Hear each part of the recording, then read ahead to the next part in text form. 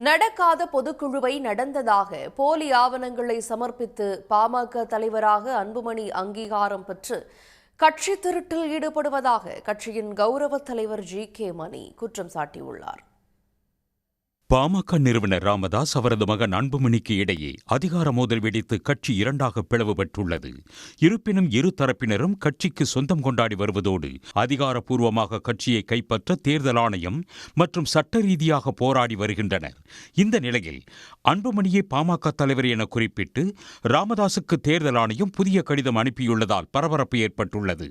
ஆனால் போலி ஆவணங்களை சமர்ப்பித்து பாட்டாளி மக்கள் கட்சியை திருடும் முயற்சியில் அன்புமணி ஈடுபட்டுள்ளதாக கட்சியின் கௌரவ தலைவர் ஜி.கே. மணி கடுமையாக குற்றம் சாட்டியுள்ளார். கடந்த 2022ஆம் ஆண்டு பொதுக்குழுவில் அன்புமணி கட்சித் தலைவராக தேர்வு செய்யப்பட்ட நிலையில் அவரது பதவிக்காலம் நடப்பாண்டு மே மாதத்துடன் முடிந்துவிட்டது.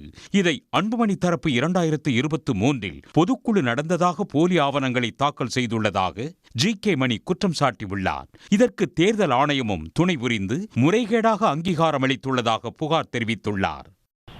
2023 பொதுக்குழு நடந்ததாகவும் 2026 ஆகஸ்ட் வரைக்கும் பதவி இருப்பதாகவும் ஒரு போலியான ஆவணத்தை கொடுத்துருக்காரு. ஆனால் ஜனநாயகத்தை கட்டி காக்கிற தேர்தல் ஆணையம் ஒரு மோசடியான படுகொலையான ஒரு உத்தரவை இன்று வெளியிட்டிருக்கிறது. இது மிகப்பெரிய வேதனையை அளிப்பதோடு கண்டனத்துக்குரியதாகவே நாங்கள் பார்க்கிறோம். மிகப்பெரிய மோசடி. இது ஒரு கட்சி திருட்டு விஷயம், கட்சி திருடுற மாதிரி.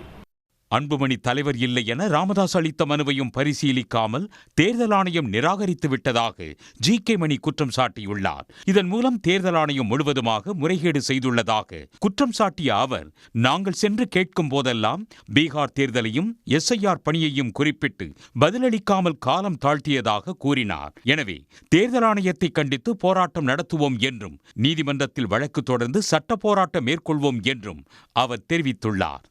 உடனுக்குடன் செய்திகளை தெரிந்து கொள்ள சன் நியூஸ் பெல் ஐகானை கிளிக் பண்ணுங்க.